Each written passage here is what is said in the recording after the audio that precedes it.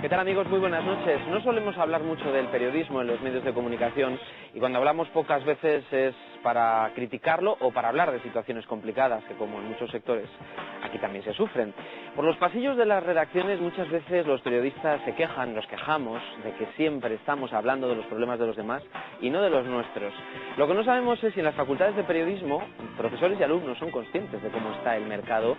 Y de eso y mucho más vamos a hablar con la decana de la Facultad de Comunicación de la Universidad de Navarra, Mónica Herrero. Muy buenas noches. Buenas noches, Jorge. ¿Se habla de esto también por los pasillos de la facultad? Pues obviamente, ¿no? Porque como muy bien decías, si nosotros hablamos de los problemas que hay en la sociedad, ¿cómo no vamos a hablar de los problemas de la profesión y de los problemas que podemos tener también en nuestras aulas, en la formación? Pero siempre hablando de los problemas para ver qué soluciones se pueden aportar desde el mundo universitario. Y ahora, haciendo un análisis sobre todo económico de la situación, ¿desde la facultad se considera también que está afectando esta crisis a los medios de comunicación o habrá que esperar un tiempo para empezar a ver las primeras consecuencias?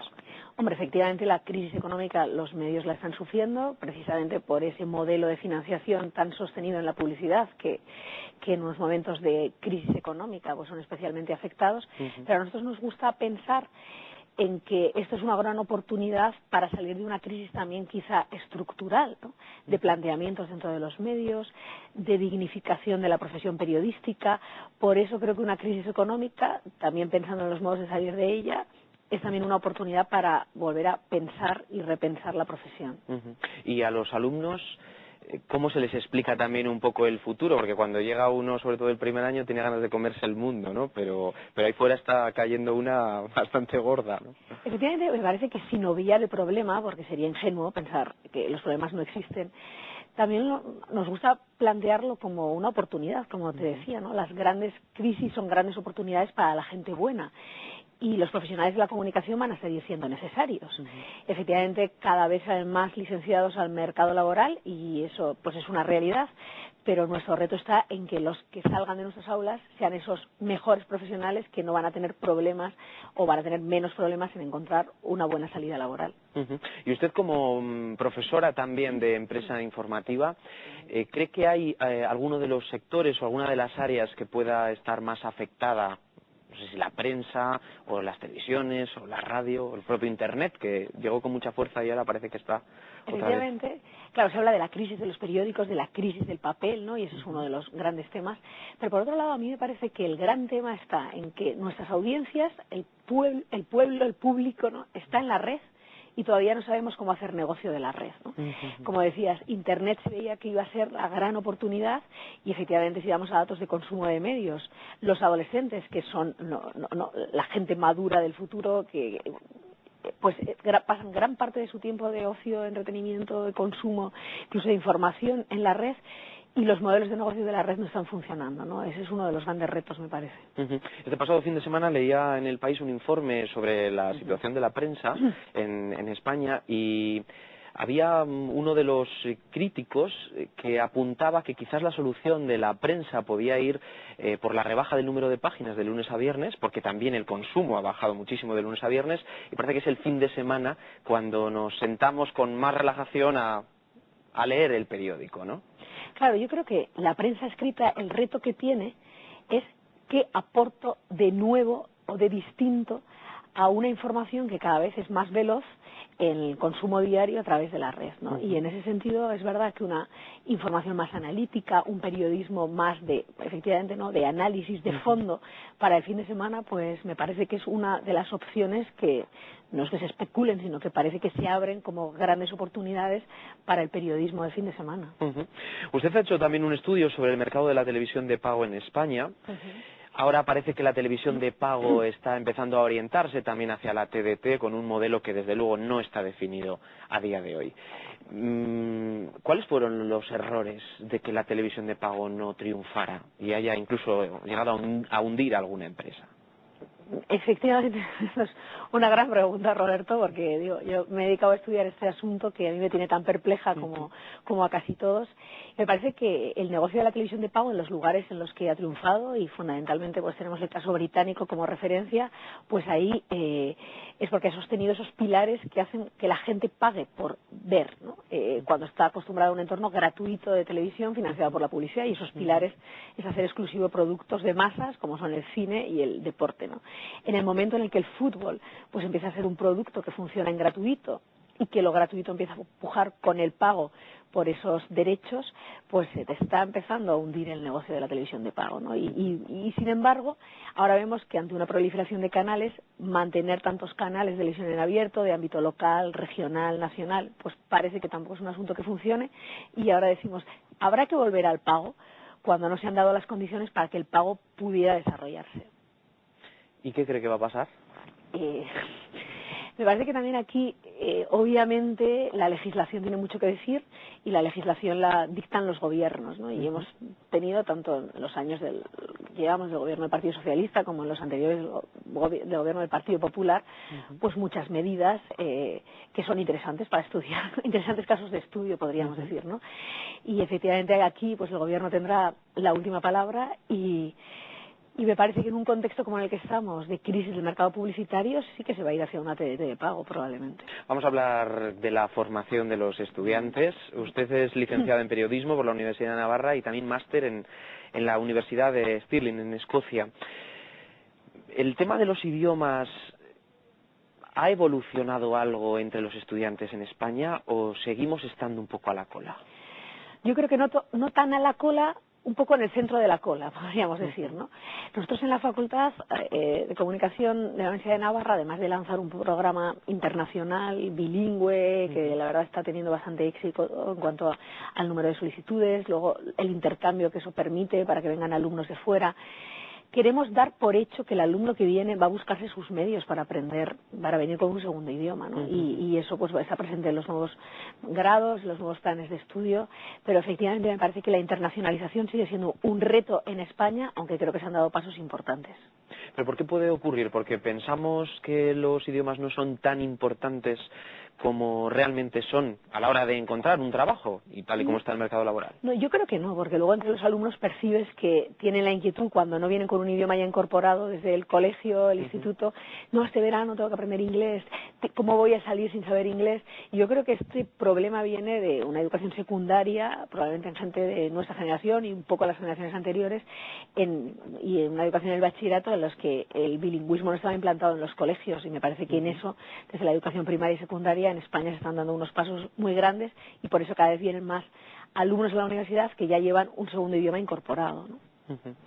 En cuanto al plan Bolonia para la comunicación, ¿es bueno, es malo? ¿O podremos decir también que el periodismo ya lo está aplicando desde hace tiempo?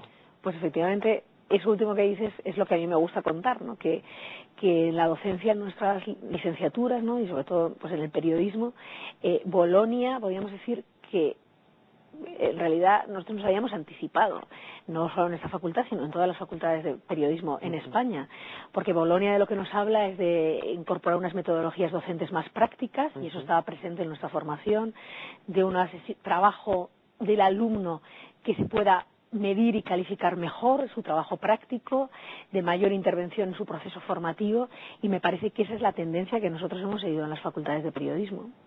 Pero se sabe realmente entre los estudiantes, ya no hablo de los padres, hablo de los estudiantes, lo que es realmente el plan Bolonia, o nos hemos dejado llevar por esta pelota gigante que de repente ha llegado a las universidades. Bueno, nosotros hemos procurado informar a nuestros alumnos, que tuvieran sesiones informativas sobre qué se trataba. Yo diría que el plan Bolonia es una oportunidad para las facultades, y nosotros así lo hemos vivido, de repensar nuestro plan de estudios. Es decir, desde el año 92 tenemos unos planes de estudio en general, ese es el año en general para las facultades en España, y desde luego para la Universidad de Navarra, en que lanzamos pues la licenciatura de Comunicación Audiovisual, Publicidad y Relaciones Públicas en el 94, 3 titulaciones, llevábamos pues desde el 92 funcionando con esos planes de estudio, y ahora pues 15 años después tenemos que volver a pensar qué ofertamos, vista la experiencia docente, vista la experiencia de la industria que nos dice qué carencias ven nuestros alumnos, y es una oportunidad de pensar en el marco de Bolonia, pero que es un marco que para nosotros no ha resultado incómodo. Ujú. Según el ranking del diario El Mundo, la mejor facultad de periodismo de España sigue siendo la FCOM, como les gusta llamar a la Facultad de Comunicación.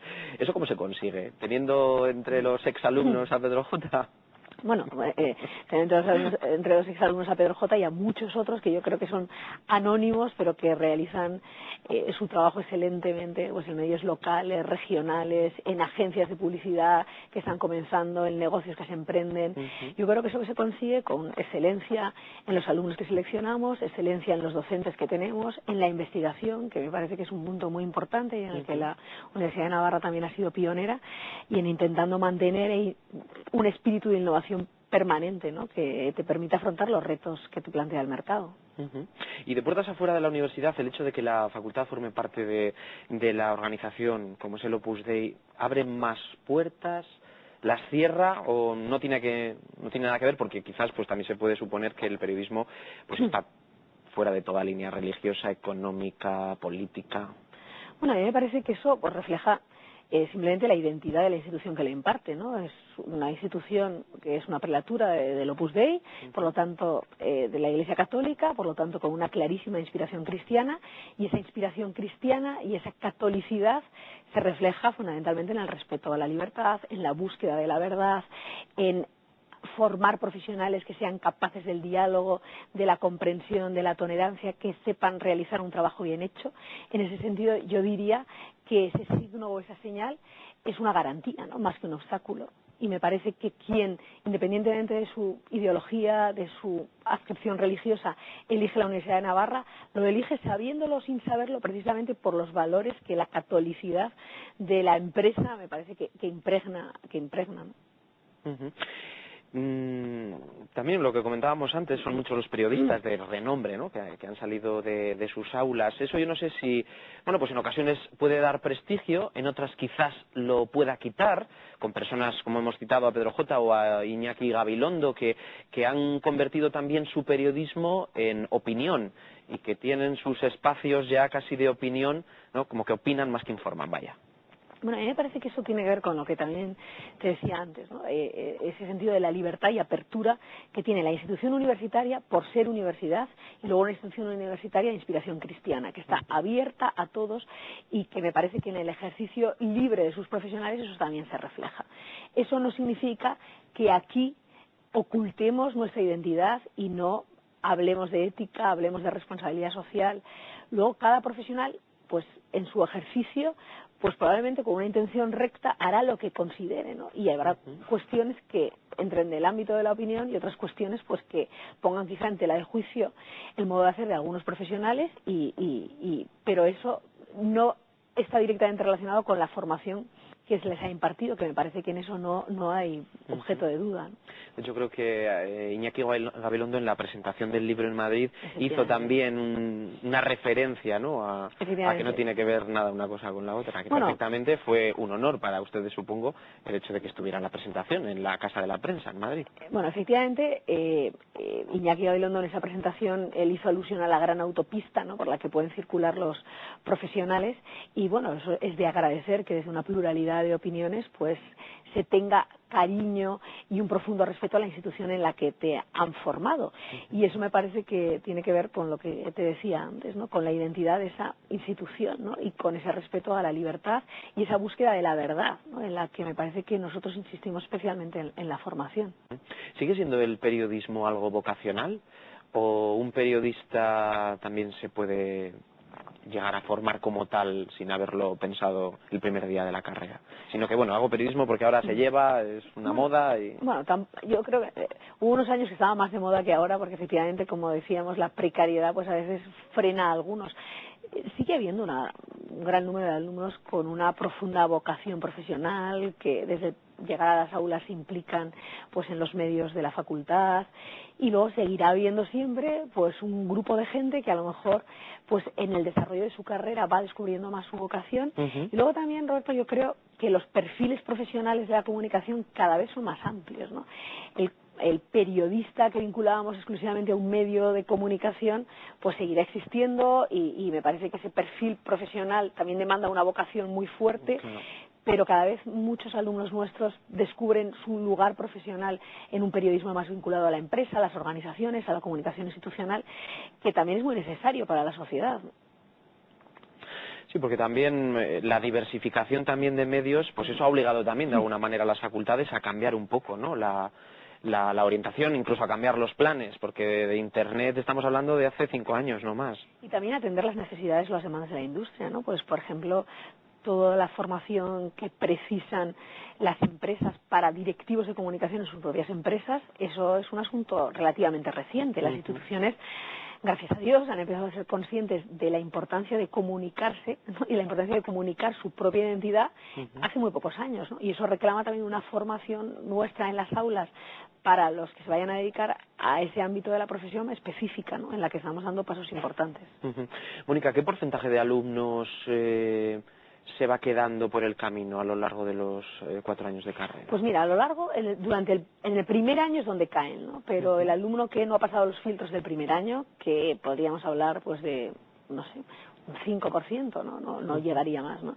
Pues el que persevera después de un segundo año, ese alumno ya no se cae, ¿no? Nosotros tenemos una política especialmente exigente en el primer año, pues precisamente para detectar pues ese alumno que en realidad no está en su sitio, o puede ser un buen alumno pero que no ha elegido la carrera adecuada, ¿no? Pero nuestro índice de alumnos que se caen es pequeño, ¿no? Ahora mismo el porcentaje podría decirte del primer año, pero el segundo, tercer y cuarto año no es excesivamente relevante, por eso mismo tampoco sé dar la cifra. Estáis conmemorando estos días los 50 años de la Facultad de Comunicación. 50 años dan para mucho. No quiero buscar solamente hechos concretos, ¿no?, de esa evolución que nos puede dar pistas de por dónde va. Pero ¿hacia dónde va el periodismo? Porque 50 años ya estando en las aulas tiene que dar pistas, ¿no?, sobre todo de ver por dónde pueden ir, por dónde puede evolucionar. Pues yo creo que hacia un profesional cada vez más convergente en sus destrezas o habilidades técnicas y en su conocimiento de la naturaleza de los medios, ¿no? Y luego me parece que manteniendo por otro lado lo que el periodista ha sido siempre y debe seguir siendo, ¿no? Pues esos profesionales cultos, con sentido común, liderazgo, sentido de responsabilidad, capacidad de innovar, apertura mental. Me parece que el periodismo en ese sentido tiene que ir hacia allí, que esa apertura mental o esa visión global en un mundo multicultural como el que tenemos cada vez es más necesaria, y esa es una formación que nosotros tenemos que procurar. Y por otro lado me parece que la convergencia tecnológica también nos habla en cierta manera de un periodista convergente. Le voy a pedir que se moje ahora, ¿eh? Yo sé que va a ser un poco complicado, pero bueno, hablamos de prensa, hablamos de radio, hablamos de televisión, hablamos de internet. No voy a meter en esto a los gabinetes de comunicación, pero ahora mismo, hoy por hoy, ¿cuál es el mejor medio para informarse? Para informarse, no para buscar valoración, que eso luego podría ser la siguiente pregunta. Por un lado me parece que para informarse con rapidez eso es el periodismo que está en la red, ¿no? Pero me parece que en ese sentido yo no hablaría tanto de Internet como medio, sino el periodismo en la red, ¿no? Y los periódicos de la red o los portales de información que están en la red. Si uno busca quizá una información más analítica, más de fondo, con tratamiento de temas más serios, pues eso el periódico de papel, ¿no? Y eso que decíamos al principio de nuestra conversación, ¿no?, de el fin de semana, pues eso me parece que seguirá siendo algo importante. Y luego me parece que todo el sector de las revistas, un sector también en crisis, pero en las que tenemos marcas, quizá no en España, pero en otros países muy consolidadas, nos hablan de un periodismo de análisis serio, riguroso, muy necesario y de éxito, porque tenemos marcas como The Economist que siguen en el mercado y siguen siendo marcas de referencia. Sí, porque hasta ahora prácticamente podríamos hablar de hábito, ¿no? Del hábito de escuchar la radio por la mañana, de comer con la tele y el fin de semana convivir con el periódico. Internet, pues para esos huecos, ¿no? Sí. Pero bueno, yo creo que Internet cada vez más está presente en la vida diaria y en cada minuto del usuario, ¿no? Pues porque puedes acceder a Internet desde tu soporte móvil, y me parece que cada vez vamos más hacia una información convergente y una información que el usuario lleva consigo, ¿no? Porque a cualquier sitio donde vaya puede acceder a la información. ¿Cómo ve los informativos que se hacen hoy por hoy en televisión? Bueno, a mí me parece que los informativos de televisión siguen prestando un servicio ineludible, tanto a nivel nacional, regional como local. El ciudadano necesita ver los rostros de la gente, no necesita ver las imágenes de lo que pasa, y que eso esté bien contado en un tiempo concreto, ¿no? Y me parece que en ese sentido, pues los informativos, aunque efectivamente, ¿no? Pues en algunos casos podemos hablar de amarillismo y eso es un problema al que se enfrenta la profesión. Sí, porque los sucesos, vamos, prácticamente... Bueno, y ahí me parece que podría estar el problema, ¿no? Pero que sube la audiencia cuando hay sucesos. Bien, pero la audiencia también es inteligente si lo que le damos, pues es también una información de calidad, pertinente, relevante para ellos, y me parece que ahí también los medios locales tienen mucho que hacer, ¿no? Porque el ciudadano de a pie quiere saber también lo que ocurre en su entorno local y eso, pues me parece que ahí los medios locales tienen un papel importante. ¿Y la situación de la radio? Porque ha tenido también altibajos. La radio ha sufrido realmente la aparición, sobre todo, de Internet.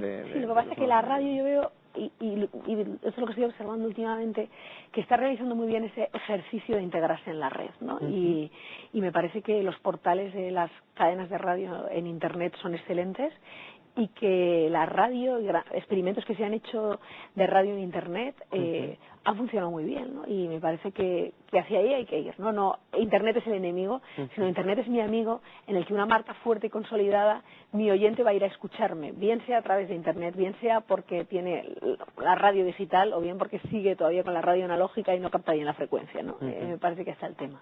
Sí, quizás Internet pueda ser un poco en el futuro el punto de encuentro, ¿no? De todos los medios. A mí me gusta verlo como así precisamente, ¿no? Como punto de encuentro en el que marcas fuertes, consolidadas, porque tienen autoridad, porque quienes están detrás son profesionales que saben de su profesión, que saben de eso que tienen entre manos, pues siguen manteniéndose en el entorno en el que sea, ¿no? ¿Y a la prensa, hoy por hoy, tanto la regional como la nacional, cómo la...? Yo creo que estamos en la misma situación, ¿no? La prensa regional, por ejemplo, con el fenómeno, ¿no? Con la realidad de Internet, permite que un navarro que está en la otra parte del mundo siga siguiendo su realidad local regional gracias a los periódicos navarros que están en la red y que sigue siendo eso muy relevante para ellos, ¿no? Y antes eso no era posible. A mí me parece que la prensa en eso también, aunque el modelo de negocio no esté claro, o aunque no se haya encontrado un modelo de negocio, me parece que a la audiencia la prensa en Internet le interesa muchísimo. Quizás el futuro pueda ser también un punto en el que la universidad aporta ese otro valor del que se habla poco y hablamos poco también en los medios. Parece que la universidad solamente está para enseñar, pero la universidad también investiga. ¿Cómo está la investigación ahora mismo? ¿Se puede aportar más? ¿Por dónde pueden ir nuevas investigaciones en el mundo del periodismo? Porque parece que solamente lo asociamos con la medicina o con... no sé. No, a mí me parece que ya llevamos unos años en España en los que la comunicación como ciencia se está asentando en la Universidad Española, en las que hay investigadores de reconocido prestigio internacional y en el que precisamente ese panorama de investigación que se abre revierte en la docencia y por lo tanto también en la formación de los profesionales, ¿no? A mí me parece que la investigación no es ya un reto para las facultades de periodismo, las facultades de comunicación en general, sino que es una realidad que está dando pasos muy grandes y en los últimos años especialmente importantes, pues en cuanto a presencia en los índices de publicaciones de impacto, etcétera. Y me parece que en España hay profesionales de la investigación, diríamos, ¿no? Profesores universitarios de reconocido prestigio avanzando y descubriendo líneas de investigación de los fundamentos de la comunicación como ciencia, ¿no? Y cuando salen fuera de Navarra, fuera de España, ¿cómo se ve la formación que se da a los alumnos aquí en nuestro país?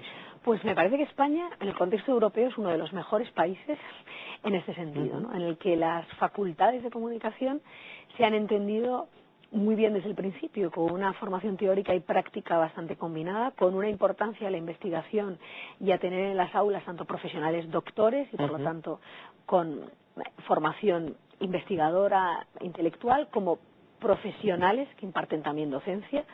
Y me parece que ese modelo español está muy cercano al modelo americano, al de las grandes universidades de periodismo en Estados Unidos, como la Universidad de Missouri, que este año ha cumplido precisamente 100 años, nosotros 50, y que en Europa no estaba tan claro. Y de hecho en nuestros acuerdos de intercambio con universidades de prestigio, el modelo norteamericano de estas grandes universidades como Missouri, North Carolina, Texas, pues son muy cercanos al modelo que impartimos nosotros y que se imparten en la mayor parte de las facultades españolas. Muy bien, pues a cumplir otros 50 y otros 50 y otros 50, que es una profesión muy bonita, ¿no? Pues muchas gracias. Muchas gracias, Mónica Herrero. decana de la Facultad de Comunicación de la Universidad de Navarra. Gracias también a todos ustedes. Volvemos la semana que viene. Será de nuevo aquí, como siempre, a la misma hora, en Cara a Cara de Canal 6. Muy buenas noches a todos.